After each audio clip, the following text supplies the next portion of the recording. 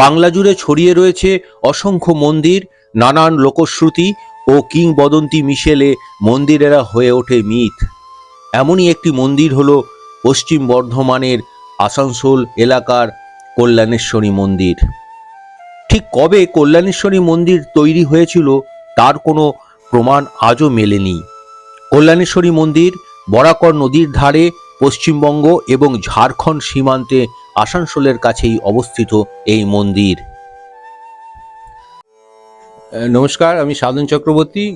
পশ্চিম বর্ধমানের একদম শেষ প্রান্তে মা কল্যাণেশ্বরী মন্দিরে পুজো দিয়ে এই আমার যে পুরোহিত দাদা, তার কাছ থেকে জেনে নেব এই কল্যাণেশ্বরী মন্দিরের অজানা ইতিহাস। দাদা, আপনার নামটা? পবিত্র ব্যানার্জি। পবিত্র ব্যানার্জি। আচ্ছা, এই মা কল্যাণেশ্বরী মন্দির তো খুবই জাগ্রত মন্দির, তো এইটার সম্বন্ধে আপনি যদি কিছু বলেন।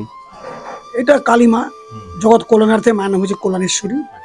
এই যে মাইথন, মায়ের স্থান থেকে মাইথন, এটা রাজা বলার সেনের কুলদেবী ছিলেন ওনার বাড়িতে। আচ্ছা, রাজা বল্লাল সেনের আমলের কুলদেবী। হ্যাঁ হ্যাঁ। মন্দিরটা কুড়িয়ে পেয়েছিলেন এক সাধক,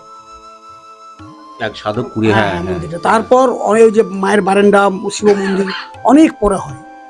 এক শিবচন্দ্র বাবা এসেছিলেন দাবির থেকে, উনি এসে মায়ের আদেশে মন্দির বানিয়েছিলেন। এই মন্দিরে এসে মানে বাইরের থেকে যারা আসেন তারা এসে কিভাবে পুজো দেবেন বা কিভাবে, যদি সেটা এখানে লাইন সিস্টেম আছে, মন্দিরে লাইন সিস্টেম আছে।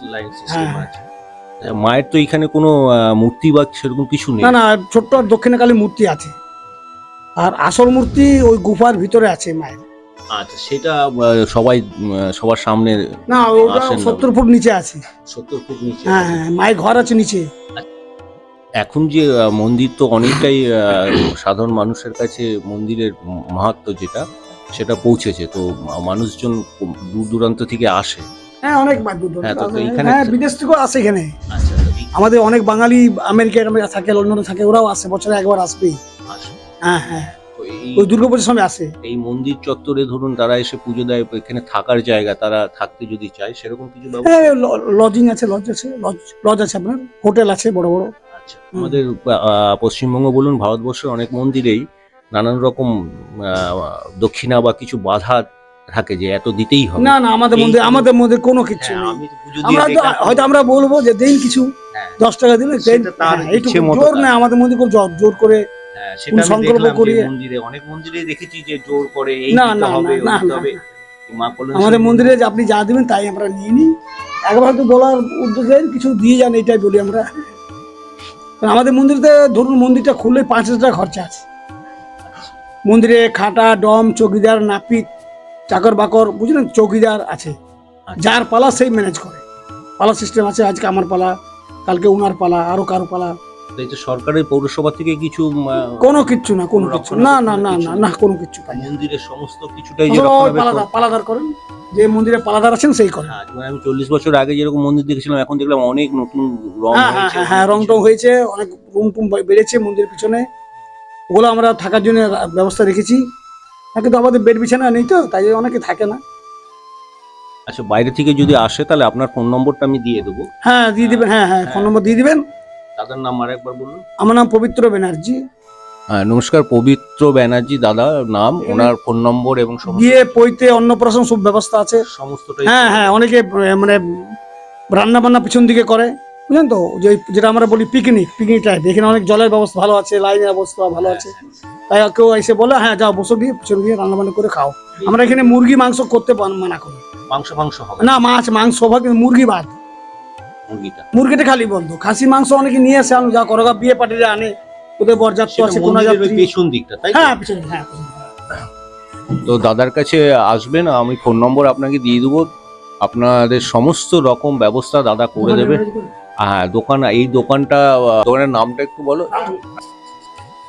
মা কল্যাণেশ্বরী মন্দিরের আপনি চত্বরে ঢুকছেন, ঢুকে আপনি বাঁ হাতে যে দোকান পাবেন, খুবই ভালো ব্যবহার এই আমার ভাইপো স্থানীয়। আপনারা অবশ্যই এই দোকানে আসুন, সমস্ত রকম সুবিধা পাবেন, মায়ের প্রসাদ থেকে আরম্ভ করে সমস্ত। তার কাছে আমরা জেনে নিচ্ছি কি ধরনের সুবিধা আপনারা পাবেন। ভাইপো তোমার নাম কি? হেমন্ত দাস। হেমন্ত দাস। আচ্ছা, এখানে দোকানের নাম কি? রামরূপ পুজোর দোকান। রামরূপ পুজোর দোকান। এই হেমন্ত দাসের কাছে আসবেন, পুজোর সমস্ত রকম ডালা আপনাকে সাজিয়ে দিবে, খুব মানে সস্তা বলুন বা কোনো রকম এখানে জোরজার কিছু নেই। তো কত টাকার ডালা মানে মোটামুটি যেমন minimum? ইচ্ছা আপনার 21 টাকা থেকে শুরু আছে, একদম 500 এক 1000 এক যত নিতে পারে। 21 টাকা থেকে মিনিমাম শুরু। আচ্ছা, মানে গরিব গরিব যারা তাদের জন্যও আছে, আবার বড় লোক যারা তাদের জন্যও আছে। এখানে আসবেন। এখানে হেমন্ত ভাইপো যে আছে আমাদের, হেমন্ত দাস আছেন, উনি আপনাকে গাইডও করে দিবেন। এখানে তার সঙ্গে আমাদের পণ্ডিত মশাই আছেন, তিনিও খুব অমায়িক এবং কোনো রকম জোর জুলুম কিছু নেই। এই মন্দির মা কল্যাণেশ্বরী মন্দির মায়ের আশীর্বাদেই সবাই চলে, এখানে কোনো জোর জুলুম নেই। তো অবশ্যই আসুন মা কল্যাণেশ্বরী মন্দিরে, আপনাদের সমস্ত পাপ ধোয়ার জন্য নিশ্চয়ই আসুন, মায়ের আশীর্বাদ নিয়ে যান। ভালো থাকবেন, সুস্থ থাকবেন। বাংলার কৃষ্টি, কালচার, সংস্কৃতি, বাংলার দেব দেবীদের সঙ্গে নিয়ে এবং প্রকৃতিকে সঙ্গে নিয়ে ভালো থাকুন।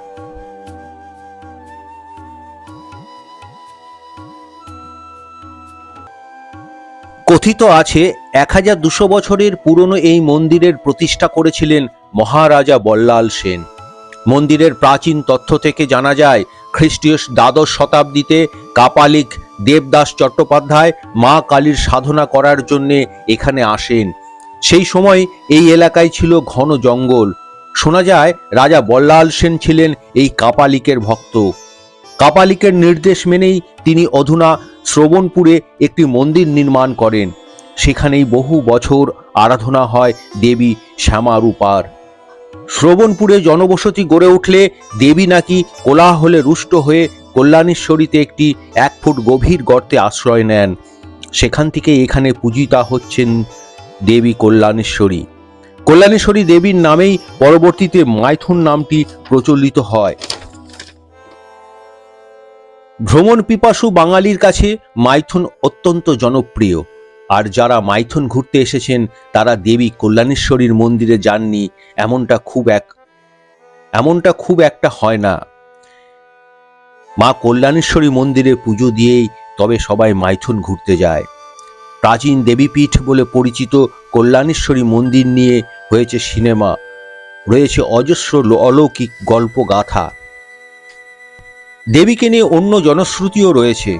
জানা যায় বর্তমান মন্দিরের জায়গায় আগে গভীর জঙ্গল ছিল, পাশ দিয়ে বয়ে যেত ছোট একটা নদী। একদিন সেই নদীর ঘাটে এক শাঁখারির কাছে শাঁখা পড়তে যান গ্রামেরই এক বধূ। শাঁখারি তার কাছ থেকে টাকা চাইলে তিনি বলেন টাকা নেওয়ার জন্য যেতে হবে শ্রবণপুর গ্রামে তাঁর বাবা ব্রাহ্মণ দেবনাথ চট্টোপাধ্যায়ের কাছে। সেই মতো শাঁখারি দেবনাথ চট্টোপাধ্যায়ের কাছে গিয়ে শোনেন তিনি নিঃসন্তান। শাঁখারির মুখের সমস্ত ঘটনা শুনে অবাক দেবনাথ বাবু তাঁকে সঙ্গ করে নিয়ে হাজির হন জঙ্গলের মধ্যে নদীর সেই ঘাটে। কিন্তু সেখানে গিয়ে দেখা যায় কোনো নববধূ তো দূর, জনমানুষ নেই সেখানে, শুধু পাথরে রয়ে গেছে যুবতী পায়ের ছাপ। পাহাড় জঙ্গল ও নদী ঘেরা সুপ্রাচীন এই মন্দিরটি ছিল সাধকের সাধনাস্থল। সাধকের নিভৃত সাধনার অন্যতম স্থান ছিল এই ক্ষেত্র। তান্ত্রিক সাধকগণ এখানে সাধনা করে কল্যাণেশ্বরী মায়ের থান প্রতিষ্ঠা করেন। সিদ্ধ চৈতন্য নামক এক সাধক এখানে এসে সাধনা করেন। পরে পঞ্চকোট রাজাদের কুল দেবী হন মা কল্যাণেশ্বরী। সুবর্ণ নির্মিত ছোট্ট কালী বিগ্রহটি আচ্ছাদনের নিচে থাকে। মাতৃবিগ্রহের ছবি তুলতে দেওয়া হয় না, তার সে আচ্ছাদনের ছিল দেওয়া আছে। এখানে কল্যাণেশ্বরী মায়ের শাখা পড়ার ঘটনাও আছে। প্রতি বছর দুর্গাষ্টমীতে মায়ের শাখা পড়ার অনুষ্ঠান উদযাপিত হয়। দুর্গাপুজোর সময় নবমীর দিন ধুমধামের সঙ্গে দেবীর পুজো হয়। জনশ্রুতি কাশীপুরের এক রাজা বিবাহের যৌতুক হিসেবে দেবী কল্যাণেশ্বরীকে পান। দেবী কল্যাণেশ্বরীর বিগ্রহ ও রাজবধূকে পালকিতে করে নিয়ে আসা হয়েছিল। তারপরে শ্রবণপুর এলাকায় দেবীর মন্দির তৈরি করা হয়। শ্রবণপুর এলাকায় একটি মন্দিরের চিহ্ন এখনো রয়েছে।